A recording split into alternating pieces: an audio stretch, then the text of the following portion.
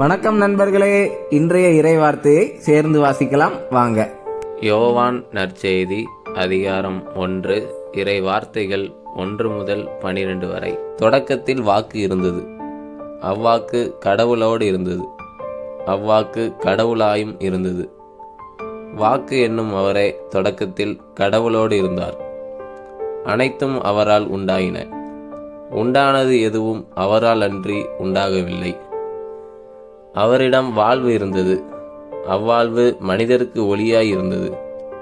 அந்த ஒளி இருளில் ஒளிர்ந்தது, இருள் அதன் மேல் வெற்றி கொள்ளவில்லை. கடவுள் அனுப்பிய ஒருவர் இருந்தார், அவர் பெயர் யோவான். அவர் சான்று பகருமாறு வந்தார். அனைவரும் தம் வழியாக நம்புமாறு அவர் ஒளியை குறித்து சான்று பகர்ந்தார். அவர் அந்த ஒளி அல்ல, மாறாக ஒளியை குறித்து சான்று பகர வந்தவர். அனைத்து மனிதரையும் ஒளிர்விக்கும் உண்மையான ஒளி உலகிற்கு வந்து கொண்டிருந்தது. ஒளியான அவர் உலகில் இருந்தார். உலகு அவரால் தான் உண்டானது, ஆனால் உலகு அவரை அறிந்து கொள்ளவில்லை. அவர் தமக்குரியவர்களிடம் வந்தார், அவருக்கு உரியவர்கள் அவரை ஏற்றுக்கொள்ளவில்லை. அவரிடம் நம்பிக்கை கொண்டு அவரை ஏற்றுக்கொண்ட ஒவ்வொருவருக்கும் அவர் கடவுளின் பிள்ளைகளாகும் உரிமையை அளித்தார். இப்போ அதோட விளக்கத்தை பார்க்கலாமா? உலகம் உருவாகும் முன்னரே இயேசு இருந்தார். அவர்தான் வாக்கு, கடவுளோடு இருந்த வார்த்தை. அவரால் எல்லாம் உருவானது. அவருக்குள்ளே வாழ்வு இருந்தது.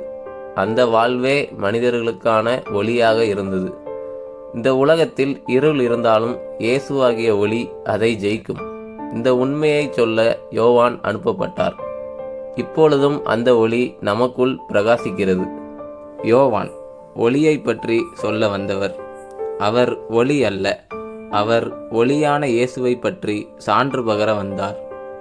இயேசுதான் உண்மையான ஒளி. அவர் இந்த உலகிற்கு வந்து எல்லாரையும் ஒளியால் பிரகாசிக்க செய்தார். இந்த உலகு அவரால் தான் உருவானது, ஆனால் பலர் அவரை அறிந்து கொள்ளவில்லை. ஆனால் யார் யார் அவரை நம்பி அவரை ஏற்றுக்கொண்டார்களோ அவர்களுக்கு கடவுள் தம் பிள்ளைகளாகும் உரிமையை கொடுத்தார். இறைவார்த்தை வாசிப்போம், இறையாசீர் பெறுவோம்.